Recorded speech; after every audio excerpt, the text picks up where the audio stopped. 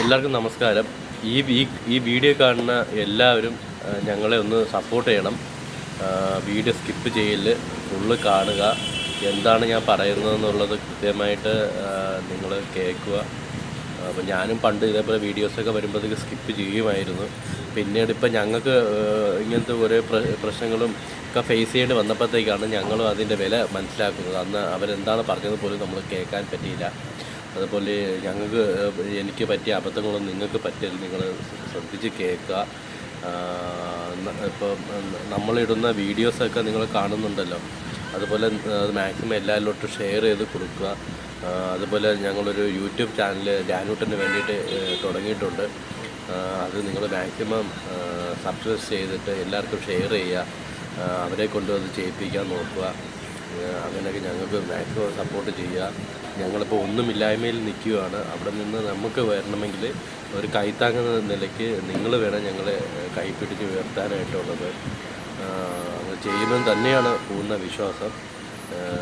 അതുകൊണ്ട് ഞങ്ങളെ വീഡിയോസൊക്കെ മാക്സിമം നിങ്ങൾ ഷെയർ ചെയ്യുക, കാണുക, എല്ലാവരിലോട്ടും എത്തിക്കുക. അപ്പോൾ ഇന്നിപ്പോൾ ഞാൻ വീഡിയോ ആയിട്ട് വന്നത് ഡാനൂട്ടൻ്റെ അപ്ഡേറ്റ് നിങ്ങളിലോട്ട് എത്തിക്കാൻ വേണ്ടിയിട്ടാണ്.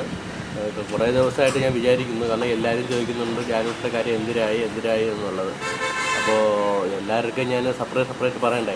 അപ്പോൾ അതിനെക്കാട്ടും നല്ലതാണ് വീഡിയോ ആകുമ്പോഴത്തേക്ക് എല്ലാവരും ഒരേപോലെ കാണുമല്ലോ. അപ്പോൾ ഡാനൂട്ടിൻ്റെ പുതിയ അപ്ഡേറ്റ് എന്ന് പറയുന്നത്, ഡാനൂട്ടിൻ്റെ ആൻറ്റിബയോട്ടിക്കിലാണ് ഇപ്പോൾ പൊയ്ക്കൊണ്ടിരിക്കുന്നത്. കാരണം നിങ്ങൾക്ക് എല്ലാവർക്കും അറിയാവുന്ന പോലെ തന്നെ റെയർ കേസ് ആയതുകൊണ്ട് തന്നെ അവൻ്റെ ചികിത്സ കുറച്ച് ബുദ്ധിമുട്ടാണ് അവൻ്റെ ചെയ്യാൻ വേണ്ടിയിട്ട്. കാരണം ഇങ്ങനത്തെ ഒരു കേസ് ഇതുവരെ റിപ്പോർട്ട് ചെയ്തിട്ടില്ലാത്തത് കൊണ്ടും അതിൻ്റേതായ കുറച്ച് ഫെസിലിറ്റിയും കാര്യങ്ങളും അവൈലബിൾ അല്ല. നമുക്ക് ഇന്ത്യയിൽ ഒരു ഹോസ്പിറ്റലും അവൈലബിൾ അല്ല. അതിൻ്റേതായ കുറച്ച് ബുദ്ധിമുട്ടാണ് നമ്മളിപ്പോൾ അനുഭവിച്ചുകൊണ്ടിരിക്കുന്നത്. അപ്പോൾ എത്രയും പെട്ടെന്ന് ചെയ്യുകയും വേണം. അതുപോലെ തന്നെ ഇങ്ങനത്തെ കുറച്ച് പ്രശ്നങ്ങൾ നമ്മൾ അഭിമുഖീകരിച്ചാണ് മുമ്പോട്ട് പോകുന്നത്. അപ്പോൾ നേരെ ഇരിക്കണം. അപ്പോൾ അവൻ്റെ വേറൊരു അപ്ഡേറ്റ് എന്ന് പറയുന്നത് അവൻ്റെ കാർഡിയോളജി സൈഡാണ്. അപ്പോൾ മുന്നേ അവന് സർജറിയും കാര്യങ്ങളെല്ലാം കഴിഞ്ഞു, എല്ലാം ഓക്കെ ആണെന്നാണ് പറഞ്ഞിരുന്നത്. ശ്രീചിത്രയിലായിരുന്നല്ലോ ബാക്കി കാര്യങ്ങളെല്ലാം. അവൻ്റെ ഹാർട്ട് റിലേറ്റഡ് സർജറിയും കാര്യങ്ങളും എല്ലാം ശ്രീചിത്രയിലാണ് നടന്നുകൊണ്ടിരുന്നത്. അപ്പോഴത്തേക്കാണ് കഴിഞ്ഞ ഫോളോ അപ്പിൽ വീണ്ടും ഒരു ഹോള് രൂപപ്പെട്ടതായിട്ടുള്ളൊരു റിപ്പോർട്ട് നമുക്ക് കിട്ടിയത്.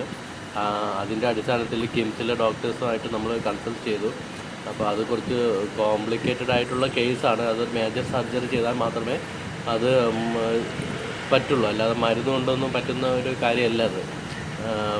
പക്ഷേ പ്രശ്നം എന്താണെന്ന് വെച്ചാൽ ഈ ഡാനൂട്ടന് ഈ കിഡ്നിയുടെ പ്രശ്നം ഉള്ളത് കൊണ്ട് അത് മാറ്റിയെങ്കിൽ മാത്രമേ ഈ കാർഡിയോളജിയുടെ സർജറി ചെയ്യാനായിട്ട് പറ്റുള്ളൂ.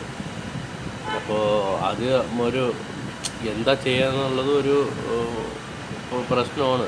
അപ്പോൾ ഡോക്ടർമാരുടെ സൈഡിൽ നിന്നുള്ള അഭിപ്രായം എന്ന് പറയുന്നത് തൽക്കാലം കിഡ്നി റിലേറ്റഡ് സർജറിയും കാര്യങ്ങളെല്ലാം ചെയ്തിട്ട് നമുക്ക് കാർഡിയോളജിയിൽ ചെയ്യാം. അതുവരെ അവനെ നമുക്ക് എങ്ങനെയെങ്കിലും അഡ്ജസ്റ്റ്മെൻറ്റ് ചെയ്ത് കൊണ്ട് പോകാം എന്നുള്ളതാണ്. മാക്സിമം കഴിഞ്ഞാൽ ഒരു 10-15 വയസ്സ് വരെ മാത്രമേ ആ ഒരു കാർഡിയോളജിയുടെ ഇഷ്യൂ നമുക്ക് മുമ്പോട്ട് കൊണ്ടുപോകാൻ പറ്റത്തുള്ളൂ. പക്ഷേ അത്രയും പറ്റത്തുമില്ല. ഇവൻ്റെ ഒരു കേസിൽ ഭയങ്കര പാടാണ്. കാരണം മേജർ സർജറി ആയിട്ട് ചെയ്യാൻ പറ്റുള്ളൂ. അതുപോലെ ഡേറ്റും കാര്യങ്ങളും എല്ലാം കിട്ടുക എന്നുള്ളത് ഭയങ്കര ബുദ്ധിമുട്ടാണ്. ശ്രീചിത്രയിൽ ഡേറ്റ് കിട്ടുക എന്നുള്ളതാണ് ഏറ്റവും വലിയ ബുദ്ധിമുട്ടേറിയ കാര്യം. അപ്പോൾ കിംസിൽ ചെയ്യുകയാണെങ്കിൽ അതിൻ്റേതായ ഒരുപാട് പ്രശ്നങ്ങളുണ്ട്. ഇപ്പോൾ അവർ റെഡിയായിട്ട് വരുവാണ്. ആ പീഡിയാട്രിക് കാർഡിയോളജിയിലൊക്കെ നല്ല ഇമ്പ്രൂവ്മെൻറ്റും ഒക്കെ ഉണ്ട്. പിന്നെ ഇതാണ് ഇപ്പോൾ ഉള്ള ഒരു അപ്ഡേറ്റ്. ഇപ്പോൾ നമ്മൾ എല്ലാ ആഴ്ചയും ഡാനൂട്ടിൻ്റെ ചികിത്സ ബന്ധപ്പെട്ടുള്ള കാര്യങ്ങൾക്ക് പൊയ്ക്കൊണ്ടിരിക്കുകയാണ്. കാരണം ഓക്യുപേഷണൽ തെറാപ്പി ആയാലും ഫിസിയോതെറാപ്പിയുടേതായാലും, പിന്നെ കഴിഞ്ഞ ആഴ്ചയിലാണെങ്കിൽ അവൻ്റെ ചെവിയിൽ പെട്ടെന്നൊരു ഇൻഫെക്ഷൻ വന്നു. അപ്പോൾ അതിൽ ഞങ്ങളൊന്ന് പേടിച്ചു പോയി. കാരണം സാധാരണ ഒരാൾക്ക് കൊടുക്കുന്ന പോലെയുള്ള ആൻറ്റിബയോട്ടിക് കാര്യങ്ങളൊന്നും ഡാനൂട്ടിന് കൊടുക്കാൻ പറ്റില്ല. കാരണം ഓൾറെഡി ഒരു ആൻറ്റിബയോട്ടിക് റെഗുലറായിട്ട് എല്ലാ ദിവസവും പോകുന്നുണ്ട് അവന്. അത് മുടങ്ങാനും പറ്റില്ല. അതുകൊണ്ട് തന്നെ ആകെ ഉണ്ടായിരുന്ന ഒരു എന്ന് വെച്ചാൽ നോർമൽ മെഡിസിൻ കൊടുത്ത് കുറയ്ക്കുക എന്നുള്ളതായിരുന്നു. അപ്പോൾ അതെന്തായാലും അങ്ങനെ തന്നെയാണ് മുമ്പോട്ട് പോയിക്കൊണ്ടിരിക്കുന്നത്. ഇപ്പോൾ ഇടയ്ക്ക് രണ്ട് മൂന്ന് ദിവസം കൊണ്ടുപോയി ക്ലീൻ ചെയ്തു. ഇനിയും ക്ലീൻ ചെയ്യാനുണ്ട്. അപ്പോൾ ജാനുട്ട് സഹകരിച്ചെങ്കിൽ മാത്രമല്ല ചെയ്യാൻ പറ്റുള്ളൂ. അപ്പോൾ ഇനിയുള്ള ദിവസങ്ങളിൽ അങ്ങനത്തെ കുറച്ച് പ്രൊസീജിയറും കാര്യങ്ങളാണ്. ജാനുട്ട് സ്കൂളിൽ പോയിട്ട് തന്നെ ഇപ്പോൾ ഏകദേശം 8-9 ദിവസമായി ഇതിൻ്റെ പേരും പറഞ്ഞിട്ട് പോവാതിരിക്കുകയാണ്. കാരണം ഇൻഫെക്ഷൻ ഭയങ്കര, ഞാൻ പറഞ്ഞില്ലേ, ഒരു സാധാരണ ആൻറ്റിബയോട്ടിക്കിലാണ് അത് മാറ്റാൻ പറ്റുന്നത്. പക്ഷേ ജാനുട്ടിൻ്റെ കേസിൽ അങ്ങനത്തെ ഒരു പ്രശ്നം ഉള്ളതുകൊണ്ട് നമ്മളും കുറച്ചൊന്ന് ബുദ്ധിമുട്ടി. കാരണം പെയിൻ മാറാനായിട്ട് ഭയങ്കര പാടായിരുന്നു. അതൊക്കെയാണ് ജാനുട്ടിൻ്റെ അപ്ഡേറ്റ്.